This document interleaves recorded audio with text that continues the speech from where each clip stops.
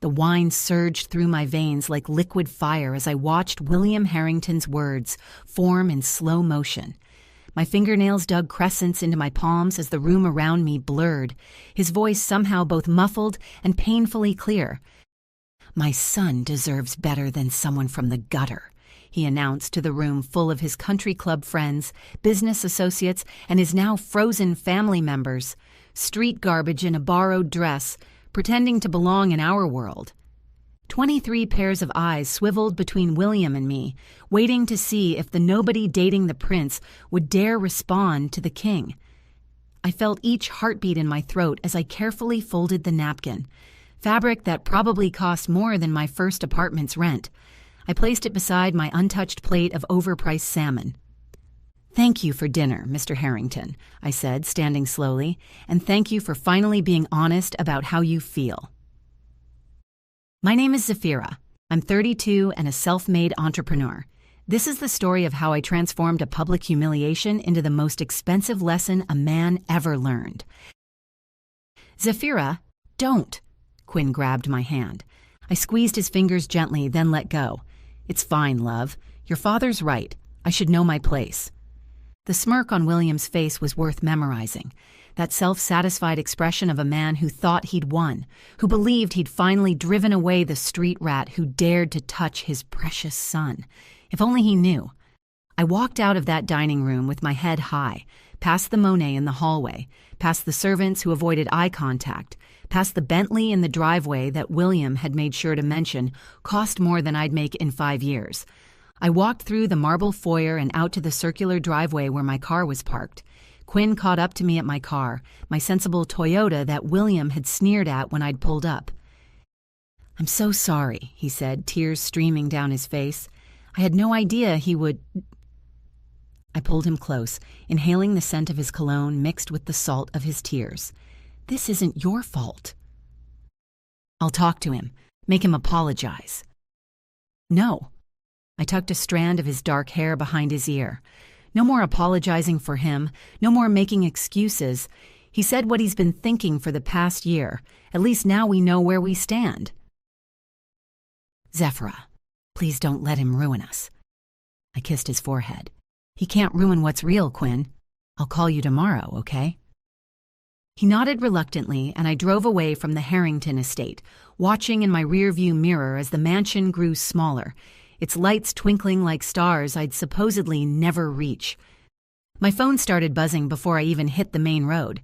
I ignored it, knowing it was probably Quinn's mother, Rachel, trying to smooth things over, or maybe his sister, Patricia, offering awkward solidarity. They weren't bad people, just weak ones, too afraid of William to ever stand up to him. But I had more important calls to make. I voice-dialed my assistant as I merged onto the highway. "Danielle, I know it's late." "Miss Cross, is everything all right?" Danielle had been with me for 6 years, since before the world knew who Zafira Cross really was. She could read my moods like a book.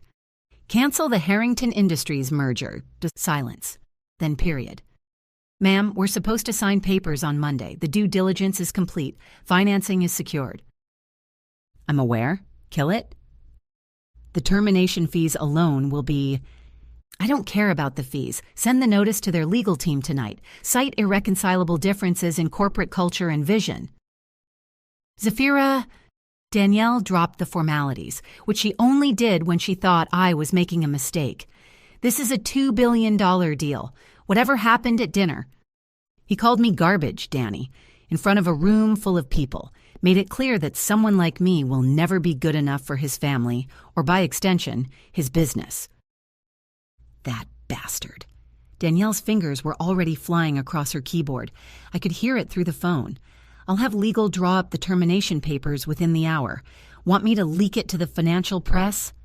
"Not yet. Let him wake up to the official notice first.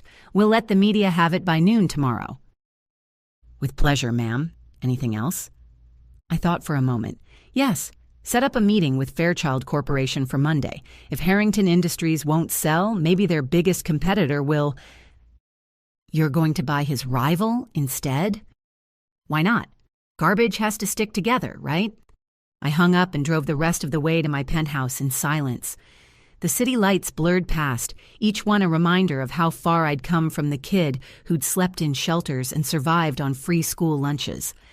William Harrington thought he knew me, thought he'd researched enough to understand what kind of woman was dating his son.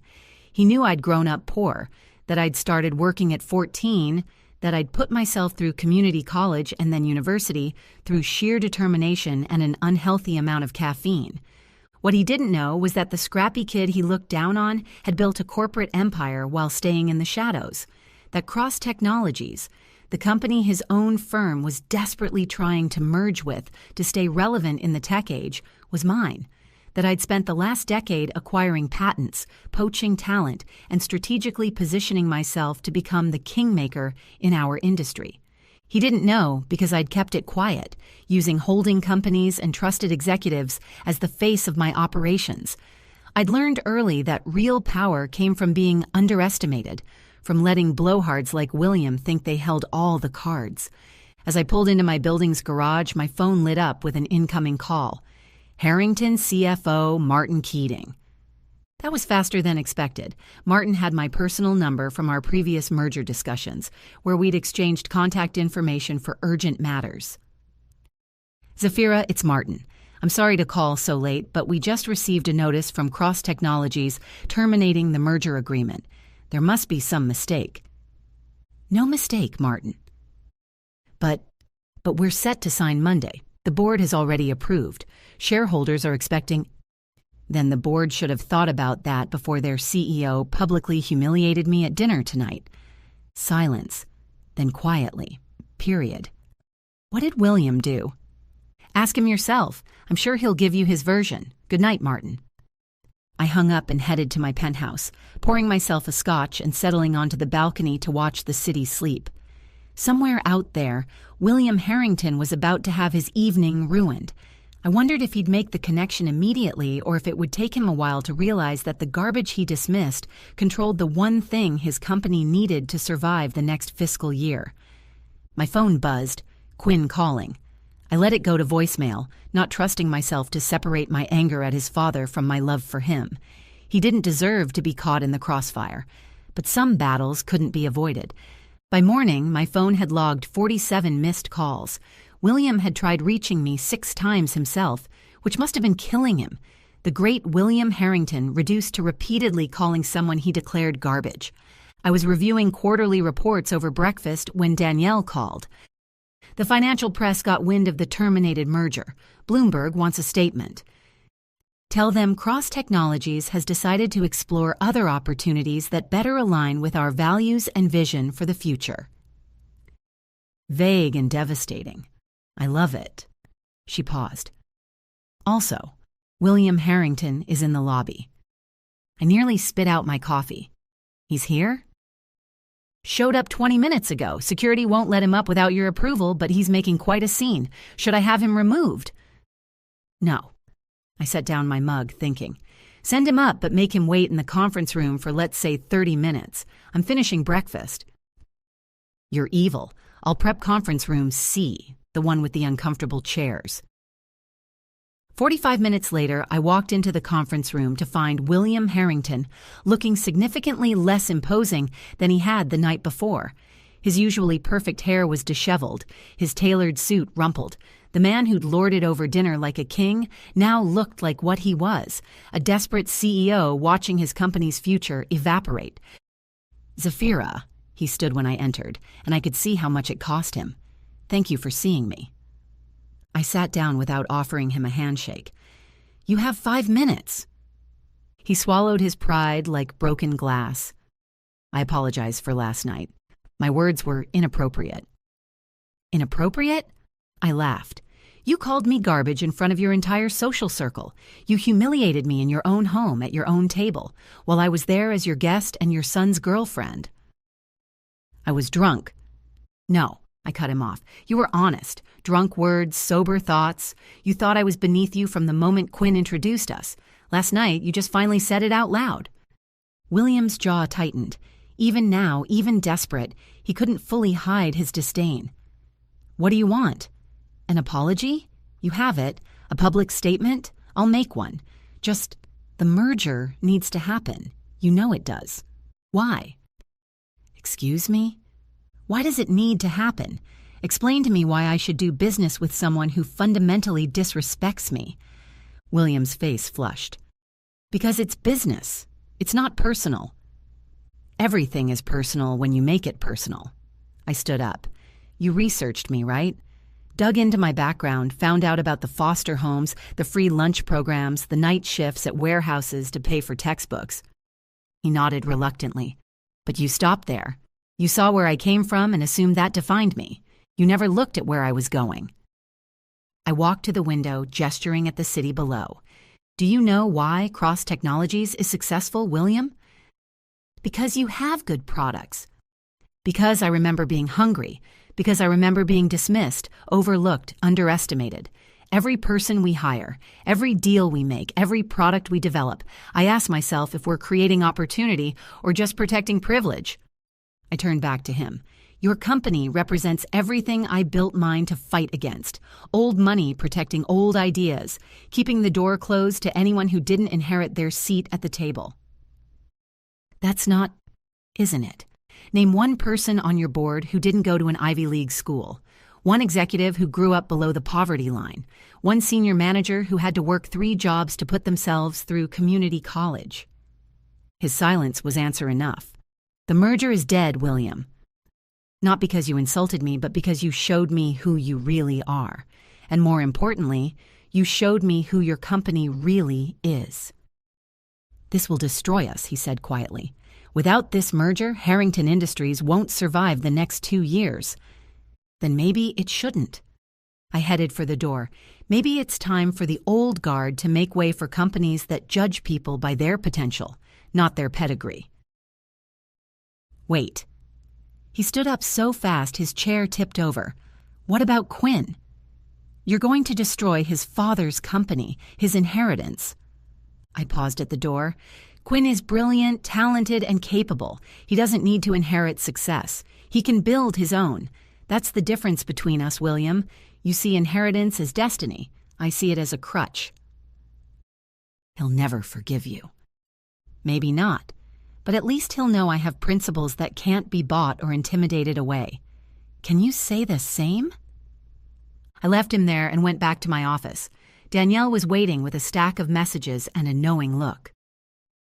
Fairchild Corporation wants to meet Monday morning. They're very interested in discussing an acquisition. Good. Make sure William hears about it by this afternoon. Already arranged for the information to leak. She paused. Quinn is in your private office. My heart skipped. How long? About an hour. I brought him coffee and tissues. How did he know to come here? I asked. He called the office main line asking for you. When I told him you were in a meeting with his father, he asked if he could wait for you. Given the circumstances, I thought you wouldn't mind, Danielle explained. After leaving William in the conference room, I headed back to my private office where Danielle informed me Quinn was waiting. I found him curled up in my desk chair, eyes red but dry. He looked up when I entered and I saw his father's strength but his mother's kindness in his face. Hi, he said softly. Hi. I heard what you told him. Danielle let me watch on the conference room feed. I sat on the edge of my desk. And I think... He stood up, coming to stand between my knees.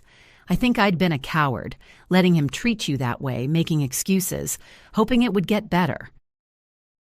Quinn, nope. Let me finish. He took my hands. I've spent my whole life benefiting from his prejudices without challenging them. Last night, watching him, I was ashamed. Not of me, of him, of myself for not standing up to him sooner. What are you saying? I'm saying that if you'll have me, I want to build something new with you, without my family's money or connections or conditional approval. I pulled him close. Are you sure? He's right about one thing. Walking away from that inheritance is no small thing. He laughed, and it was the most beautiful sound I'd heard in days. Zephyr Cross, you just terminated a $2 billion merger because my father disrespected you. I think we'll figure out the money part. I love you, I said, meaning it more than ever. I love you too, even if you did just declare corporate war on my father. Especially because I declared corporate war on your father. Especially because of that, he agreed, kissing me. My phone buzzed. Danielle again. Ma'am, William Harrington is holding an emergency board meeting. Our sources say they're discussing reaching out to you directly over his head. I put the phone on speaker. Tell them Cross Technologies might be willing to discuss a merger with Harrington Industries under new leadership. Emphasis on new. Quinn's eyes widened. You're going to oust my father from his own company. I'm going to give the board a choice. Evolve or perish. What they do with that choice is up to them. He thought about it for a moment, then nodded. He won't go quietly. I wouldn't expect him to. This is going to get ugly. Probably. My mother will cry. Definitely. My sister will write another terrible song about family drama. God help us all. She smiled, and it was sharp and beautiful and a little bit dangerous. So when do we start? I smiled back. How about now? And that's how the nobody dating the princess became the king who toppled the kingdom. Not with a sword or an army, but with a simple truth. Respect isn't inherited, it's earned. And those who refuse to give it when it's earned, well, they learn the hard way that sometimes the garbage takes itself out and takes everything else with it. By the following Monday, William Harrington was no longer CEO of Harrington Industries. By Tuesday, Cross Technologies had announced a merger with the newly restructured company. By Wednesday, Quinn had accepted a position as our new head of strategic development, turning down her father's offer to fund a rival venture out of spite. And by Thursday? Well, by Thursday, William Harrington had learned the most expensive lesson of his life. Never call someone garbage unless you're prepared to be thrown out with it. 6 months later, Quinn and I were engaged, with plans for a small ceremony far away from her father's social circle. William hadn't spoken to either of us since his removal as CEO, though Quinn's mother called weekly, slowly rebuilding their relationship on new, more honest terms. Before you go, here's a quick bonus for sticking around. If you love learning and growing like I do, you need to try audiobooks. I've got an exclusive deal with Audible. Your first month is completely free. That's access to over 500,000 titles, zero cost to you. All the details are waiting in the description. Don't miss this one.